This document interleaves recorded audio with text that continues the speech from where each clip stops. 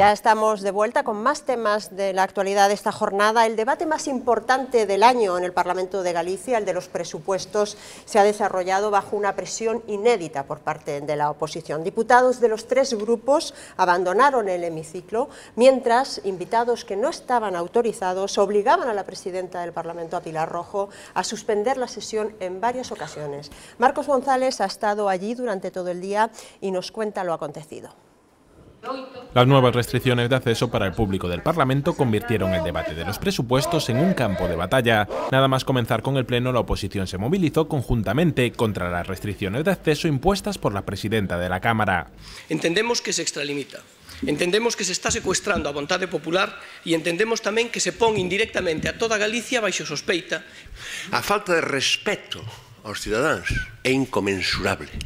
E poñeros baixo sospeita de que se entran aquí van ser vándalos, ao que conduce a que exerzan vostede o vandalismo dende a propia institución. Pilar Rojo respondió reafirmándose en su decisión, apelando a un informe de los servicios jurídicos, pero a la oposición no le convenció esta respuesta. Ante la falta de una rectificación, los diputados de los tres grupos de la oposición abandonaron el hemiciclo, dejando solo a sus portavoces en el debate de presupuestos. Se trata de una protesta muy contundente, inédita en la historia del Parlamento gallego, pero la cosa no quedó ahí. Alternativa Galega y el Bloque Nacionalista colaron en el Parlamento a los trabajadores de Navantia, que se concentraban en el exterior reclamando un dique flotante y que no habían sido autorizados por la presidenta. Y después de una tensa trifulca con los trabajadores del Parlamento, consiguieron acceder a la tribuna de invitados, donde forzaron la suspensión del pleno con sus reivindicaciones. Queremos traballar e non emigrar. As promesas do PP, onde están? Que non se ve. El pleno pudo reanudarse poco después, pero el daño ya estaba hecho. La presidenta del Parlamento convocó urgentemente a la prensa para hablar de lo que considera un grave atentado contra una alta institución.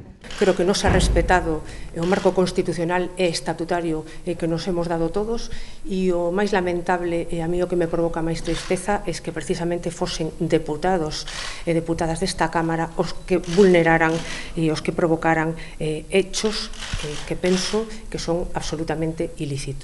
Añade que lo ocurrido esta mañana no hace sino reafirmarla en su decisión de limitar el acceso del público para evitar incidentes. Bueno, esto era lo que acontecía esta mañana en la Cámara Autonómica, en ese debate sobre los presupuestos para el 2013. ¿Cuál es vuestra opinión sobre lo acontecido? Que era previsible, porque ya se había anunciado ayer que los grupos de la oposición habían escenificado, ¿no?, una rueda de prensa conjunta en la que anunciaron que iban a tomar medidas, ¿no?, que actuarían. María, ¿cuál es tu opinión, tu valoración sobre esto? Bueno, a mí me parece, en fin, por calificarlo de alguna forma, un espectáculo lamentable que la oposición de este país en bloque se una simplemente para, en fin, hacer una manifiesta protesta de un derecho que le autoriza a la presidenta a establecer una restricción de las personas que pueden entrar en el hemiciclo.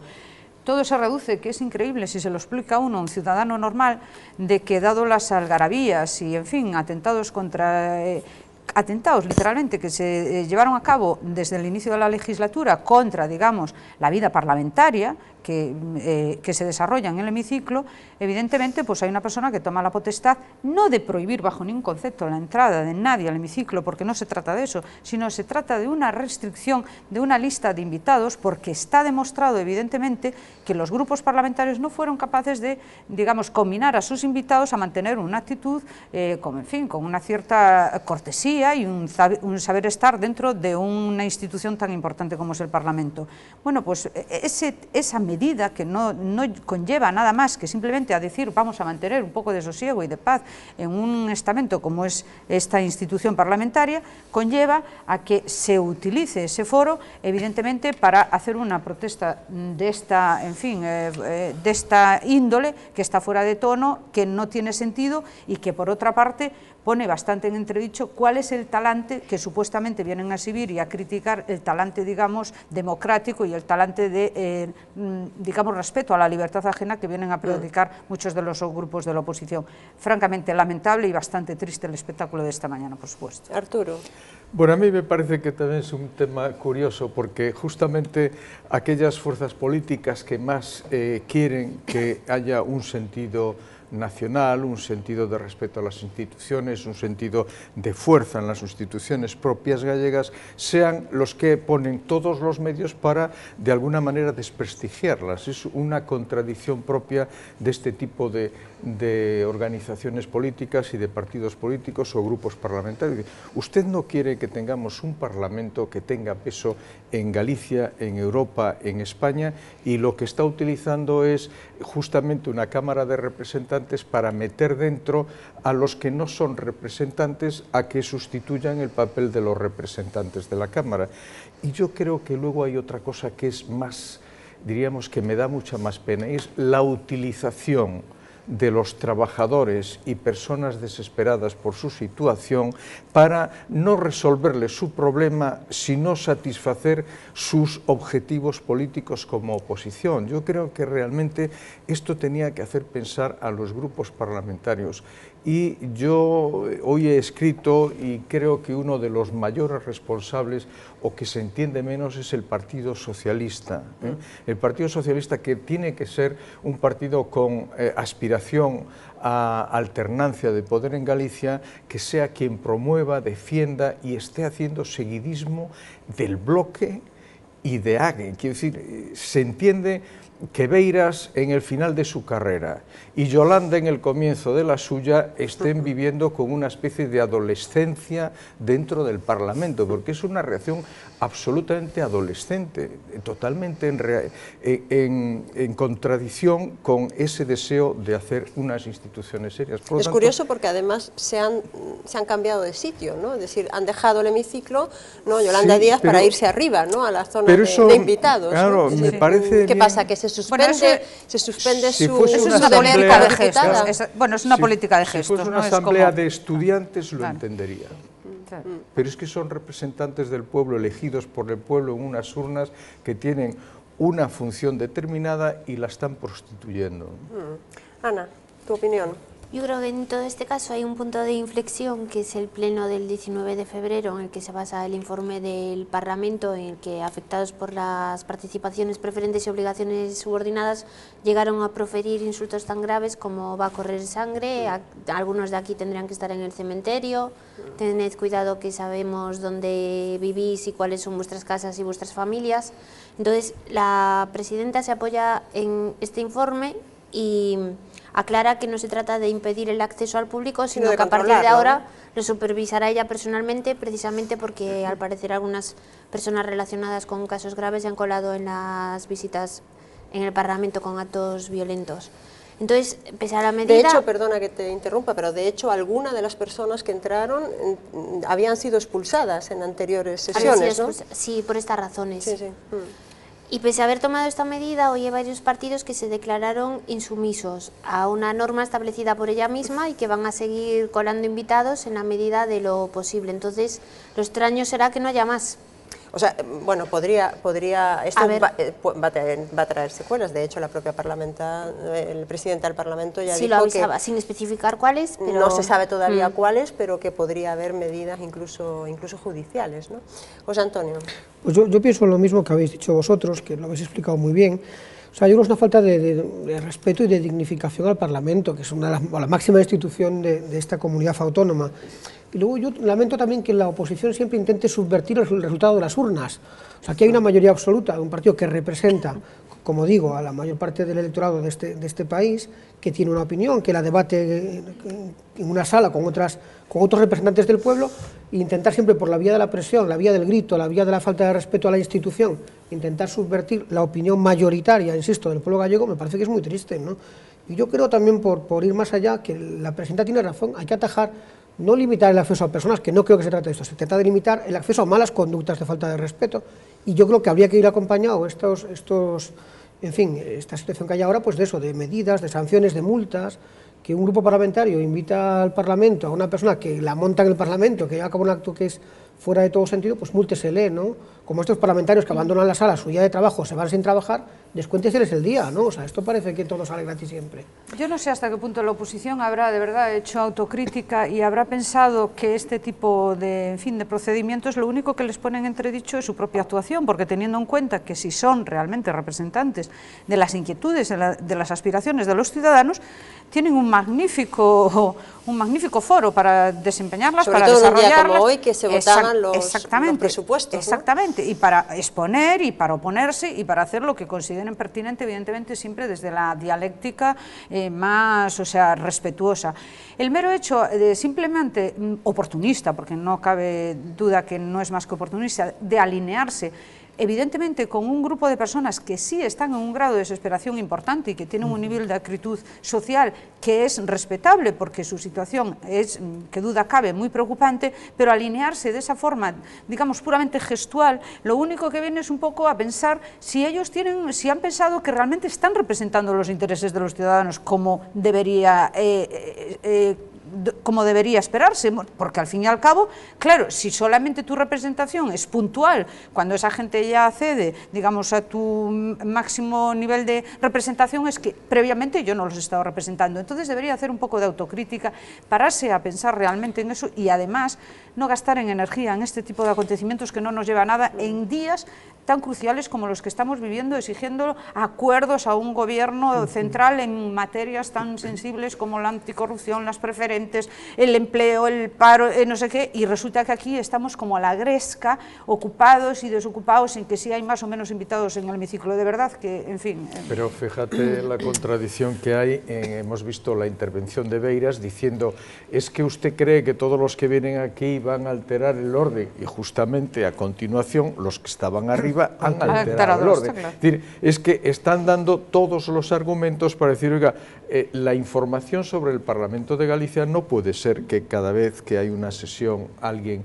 promueve un desorden de este tipo. Yo creo que están un poco fuera de lugar, y luego lo que comentabas de la representación, si ellos son buenos representantes de su sector que les ha elegido, tienen que llevar allí con suficiente fuerza todas las reivindicaciones y todas las acciones que tienen que hacer como parlamentarios. Si necesitan que vengan directamente ellos, es que son muy nulos, no son capaces de saber representarles y de decir cuáles son sus necesidades. Claro, es que los que estaban arriba que mencionabas precisamente eran delegados sindicales de Navantia que se enteraron esta noche, que se acaban de enterar de que el dique flotante para Ferrol no va a llegar. Entonces toma esa gente como un problema que es tan caliente todavía.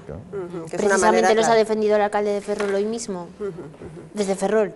Ya, pero eso es la función, el alcalde de Ferrol, los parlamentarios en el Parlamento. Lo que no es la tribuna de invitados utilizada como una especie de presión sobre los parlamentarios, porque esa no es la función de la tribuna de invitados. Sí, es más, yo creo que es una plataforma mediática, ¿no? Es ganar el titular, que es lo más inmediato. ¿Qué va a pasar con el invitado normal que va allí a ver? Se va a ver involucrado siempre en algún tipo de estas cosas. Me gustaría recuperar lo que decías tú al principio, Arturo, acerca de que te sorprendía la postura del Partido Socialista, ¿no? Ayer se escenificó esta rueda de prensa en la que la oposición, los tres grupos parlamentarios aparecían en bloque, unidos. ¿Cómo veis esto? ¿Como una unión puntual o una estrategia para el resto de la legislatura? Pues es una pérdida de rumbo. Yo creo que el Partido Socialista está todavía en busca de cuál es su camino, no tiene líder, proyecto, no tiene camino, ni tiene hoja de ruta. Entonces yo entiendo que lo que hace es hacer seguidismo, como antes apuntaba Arturo muy bien, seguidismo del bloque ideaje, que siempre le ha salido mal.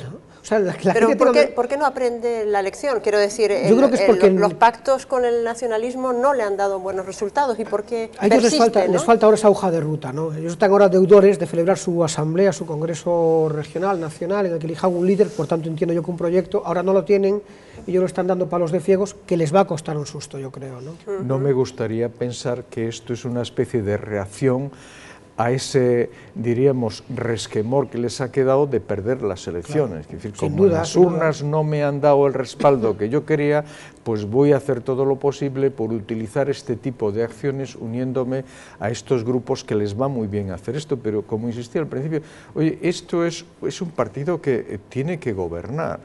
Y tiene que aspirar a gobernar, y no puede ser un partido que esté siempre, porque es que es una de las desgracias de la oposición en Galicia en estos momentos. Cada vez que el bloque, y en estos casos AGE, lleva a cabo una iniciativa, el PSOE va detrás, es incapaz de plantarse y decir, no, yo tengo otra política. No, va siempre detrás, y luego, digo, y no aspirará alguna vez a ser mayoritario en Galicia con una política propia. Yo creo que esta es la responsabilidad. Bueno, ese seguidismo tiene una cierta rentabilidad mediática, ¿no? Y eso es lo que lo que le está moviendo el corto, está claro que le está moviendo el cortoplacismo, exactamente. O sea, lo más inmediato que es el ganar el titular y ganar, digamos, el gran tratamiento informativo, evidentemente eso es lo que les lleva, ¿no? Pero está claro que por lo que se ve que como opción y como alternativa y como propuesta no existe esa combinación y ese supuesto pacto, no existe, es todo puramente coyuntural, vamos, se desintegrará en cualquier momento. Entonces, ¿no crees que sea realmente el producto de una elaboración estratégica? Ninguna, por favor. Para toda la legislatura, ¿no? Puntual. Es puramente puntual. Claro, sin duda, sin duda. Es producto del desconcierto, de no saber qué hacer y yo tengo que estar aquí oponiéndome. Claro, pero eso pasa factura, a la larga pasa factura, pero si ¿no? es que ya se lo ha pasado las urnas, o sea, claro. Es que cada vez que concurren, que están haciendo una política indefinida y no distinta de los demás, le dan, si hay que ser radicales, me voy con AGE y los catalanes van con RC. Si hay que ser tío normal, pues me voy con el partido mayoritario. Y esto es lo que se está dando en los dos sitios. Bueno, lo que parecía imposible, que el gobierno y la oposición encontraran un terreno de juego común, parece que comienza a abrirse camino. Ese gran pacto de todas las fuerzas políticas y sociales contra el desempleo. Alba García tiene todas las claves en el siguiente informe. Los últimos datos de desempleo podrían haber obligado a gobierno, oposición y agentes sociales a acercar posturas. Todos se han mostrado partidarios de abrir un diálogo para paliar las duras cifras que dejó la última EPA. El número de parados ya ronda los 6 millones, el 26% de la población activa. Además, 1 de cada 2 jóvenes menores de 25 años no encuentra trabajo. A su vuelta de la cumbre en Santiago de Chile, Mariano Rajoy encontró sobre la mesa una propuesta de pacto por el empleo del PSOE. El documento contiene un programa de acción a corto y medio plazo, con el que esperan conseguir un gran acuerdo político y social. No se me alcanza ninguna razón para que el Gobierno no lo quiera hacer. No hay ninguna razón para que los grupos políticos no lo hagamos. No hay ninguna razón para que los sindicatos y los empresarios no estén juntos hablando. No existe ninguna razón y creo que los ciudadanos no nos perdonarían que no hiciéramos este esfuerzo. El primer punto de encuentro no se hizo esperar. La ministra de Empleo anunció ayer que los menores de 30 años que se den de alta como autónomos pagarán una cotización de 50 euros al mes durante medio año. En la actualidad, la cuota más reducida se sitúa en los 250 euros. Esta especie de tarifa plana para emprendedores jóvenes coincide con una medida recogida en la propuesta socialista.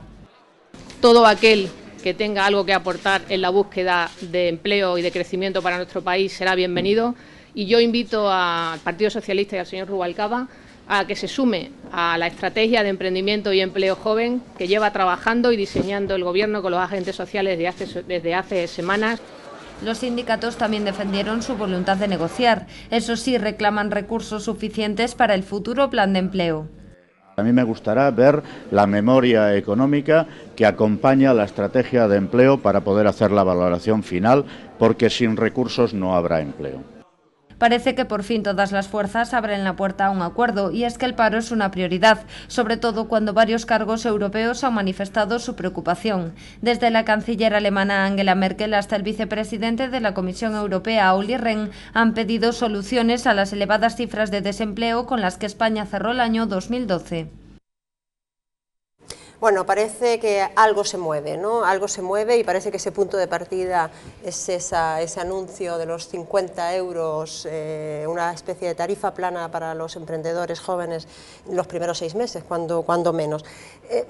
¿Tú crees en la voluntad de los políticos? ¿Crees en la voluntad de Rubalcaba? ¿Crees en la voluntad de los sindicatos? Porque, bueno, todo eso ya empieza a poner dudas acerca de cuánto cuesta esto, ¿no? O sea, yo creo que lo que tenemos que tener es que hacer algo con esas 6 millones de personas que no tienen un trabajo, ¿no? Que no tienen una manera de ganarse dignamente su vida, de criar a sus familias, de vivir con dignidad, ¿no? Y yo creo que esto sí que clama al acuerdo entre partidos. O sea, yo creo que lejos de ideologías, lejos de votos, lejos de... O sea, es que tiene que clamar. ¿Tú crees que los partidos, primero, tienen esa voluntad, segundo, tienen la capacidad de decir, me voy a olvidar de que esta propuesta es mía o es tuya, ¿no? Porque ya hay ese resquemor de, no, yo lo dije antes, ¿no? Yo me quiero apuntar y colgar la medalla. ¿Hay suficiente altura de miras como para...? Yo creo que faltan en este país estadistas, esto es evidente, o sea, falta gente que vea el servicio a los demás en la política como una cuestión esencial. Es verdad que hay demasiado partidismo en las ideas, es verdad que esto es mío o tuyo, como tú apuntabas, pero hombre, yo creo que el paro, el desempleo, es que a mí particularmente esto me clama especialmente, ¿no? O sea, que 6 millones de personas no puedan trabajar, es que esto es terrible, tendría que clamar su conciencia, sentarse mañana mismo, y bueno, yo de todo eso puedo opinar lo justo, porque tengo tal poca sensación de respeto a Toxo, que lo primero que pregunta es, ¿cuál es la dotación económica del plan? Dices, vamos a ver, seamos capaces de hacer un esfuerzo, de sentarnos, de ver cómo tiramos. Ahora le corresponde al Partido Popular el honroso deber de gestionar este país. Venga, facilitemos esta cuestión que a todos nos atañe, ¿no? Pero bueno, yo creo que los sindicatos efectivamente no están en esa línea. El Partido Socialista debería estarlo, ¿no? Porque yo le reconozco que hasta no hace muchos años era un partido serio. Es un punto que comparten, ¿no? Está claro, ¿no, Ana? Que es un punto, el de los 50 euros para emprendedores, es un punto que comparte el Partido Socialista también, ¿no? De hecho, yo creo que está en ese plan. Lo que pasa es que la realidad les impone dejar los partidismos y dice, porque no creo que los 6 millones de parados de que arroja la EPA hayan pillado por sorpresa a ninguno, igual que a ningún ciudadano.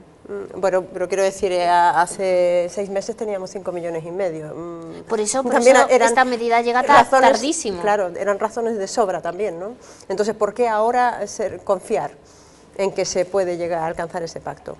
¿Qué ha cambiado ahora? Pues igual el enfado de Bruselas, porque otra cosa no se me ocurre, la verdad. No. Que haya creado tal alarma que la realidad se lo va a acabar imponiendo. María. Bueno, está claro que evidentemente que aparte de las consideraciones hechas en la última cumbre iberoamericana por la señora Merkel, en fin, las diferentes manifestaciones que vienen desde Bruselas apelando a que está claro, un país no puede soportar un 55% de paro juvenil. Aparte de eso, también cuenta evidentemente el clima social de enorme desasosiego que existe, de incertidumbre, de falta de esperanza, etcétera, etcétera, que eso es bien palpable. Pero yo sería muy cautelosa con los pactos que se prodigan y se predican y se anuncian con tanto, con tanto algarabía, y luego resulta que de contenido tienen poco. Aquí hay varios condicionantes. Evidentemente sí que sería necesario un pacto, porque eso lo urge la situación económica del país, pero hay una cosa que es bien evidente. Primero, está claro que los dos participantes o los participantes en ese pacto tengan mucha capacidad de concesión. Por lo que he visto en el programa propuesto por el secretario general del PSOE, existe un retroceso en el terreno, digamos, de las reformas sociales, esto es, en la reforma del mercado del trabajo. Evidentemente, desde el punto de vista del Partido Socialista puede ser que eso sea un triunfo, pero no desde el punto de vista de los futuros inversores, que están muy preocupados y que además han dicho por activa y por pasiva que necesitan ese mecanismo para crear puestos de trabajo. El Pacto por Empleo real, el que existe, es el que tiene que poner a disposición de los emprendedores y de los empresarios aquellos, digamos, mecanismos que les permitan generar puestos de trabajo. No hay que olvidarse que el vicepresidente de la Comisión Europea acaba de decir, mucho cuidadito con las subvenciones, que de eso ya estamos muy acostumbrados. Hay que pedir control exhaustivo de esas supuestas subvenciones que se dan para creación de puestos de trabajo, en fin, con resultados que han quedado bastante en entredicho, ¿no? Y evidentemente, después de escuchar al secretario general de UGT como diciendo, y como muchas veces se dice, hay que ver la dotación, pero ¿cuál es la dotación económica? ¿Para qué? ¿Destinado a qué? A crear puestos de trabajo artificiosos durante 6 meses y luego al paro. A destinar para hacer cursos de formación que después no va nadie ni sirven para nada, la gente en esos ámbitos estar formados en el futuro, pero que van a tramitar centrales sindicales y otros organismos intermedios. Hay que tener mucho cuidado, hemos aprendido mucho de la historia, y sí un pacto por el empleo, pero realmente con medidas que sí incentivan la creación de puestos de trabajo, no que los penalicen, porque evidentemente ahora hay muchas medidas que sí penalizan la creación de puestos de trabajo. Eso sí es el auténtico pacto por el empleo. Ahora, de pronto decir que a mí me gustaría saber de dónde sale la cifra de 20.000 millones que establece el señor Rubalcaba, destinados a qué. ¿Volvemos otra vez a cursos de formación y exenciones fiscales? Con eso volvemos otra vez a estar en la misma maquinaria y crear puntualmente el déficit. Por eso que, en fin, yo en los pactos por el empleo sí, pero con muchísimo rigor, ¿eh? O sea, para la fotografía y para el brindis final, mire, de eso ya hemos pasado unas cuentas. Arturo. Sí, no, yo creo que lo que hace falta es que efectivamente existen unos pactos reales, es decir, que se defina. Estas son las medidas en las que todos estamos de acuerdo que hay que llevar a cabo. Luego, la dotación económica tendrá que estar de acuerdo con eso. Pero estoy de acuerdo con María, no vaya a ser que ahora vuelvan a decir los sindicatos que esto se arregla dando cursos que nosotros vamos a impartir por un dinero determinado. Entonces, claro, eso, o con un plan, lo siento mucho, pero es una tomadura de pelo a los parados. Y los sindicatos no se le puede permitir que sigan volviendo otra vez a este tema. Pues, tiene que haber, el pacto es, vamos a hacer lo posible por acabar con el paro, o vamos a hacer lo posible por crear trabajo. Y poner los mecanismos necesarios, no nada más. Pero nos ponemos de acuerdo. Está claro. Y luego vemos qué dotaciones son necesarias. Ahora, no volver a los vicios anteriores en los cuales se nos va el dinero como una hemorragia por no se sabe dónde, y hay una serie de instituciones que están viviendo a cuenta sin duda, de esos múltiples pactos de empleo que se han firmado en este país. O simplemente que se diluya, ¿no? Es decir, que esto no sea más que una reacción que nadie lo controle. La atroz cifra que entregaba por la EPA del 55% de jóvenes parados. Es decir, que sea una reacción, tenemos que hacer algo, ¿no? Y que luego pues el tiempo lo que se diluya, vaya a ¿no? hacer, yo creo que tiene que estar escrito, explicado claramente, y la dotación que va a haber y quién lo va a llevar a cabo, para que la gente pueda pensar, oye, pues volvemos otra vez a lo mismo, o no, aquí hay algo nuevo, distinto, ¿no? Entonces, si no es así, pues bueno... Pues y competición de resultados, que al fin y al cabo es lo que decía el comisario europeo, decía, no, por subvención o por ayuda hay que luego exigir una contrapartida, está claro, no esa fábula, decir, bueno, tenemos un capítulo de 20.000 millones, dispersémoslo y después, sin más, sin ningún resultado, claro, después nos encontraremos con la triste realidad con que nos hemos encontrado esta vez, ¿no? O sea que hay que tener muchísima prudencia en este terreno. Un señor de la Unión Europea que es insoportable 6 millones de parados. Sí, claro. Eso ya lo sabemos todos nosotros, no tiene que venir un presidente de una institución europea a sensibilizarnos con el tema. Pero Arturo, evidentemente mientras nos opongamos, digamos, a lo que por desgracia en estos momentos impera, que es el hecho de que hay un mercado laboral muy extensivo y hay evidentemente poca capacidad para crear puestos de trabajo,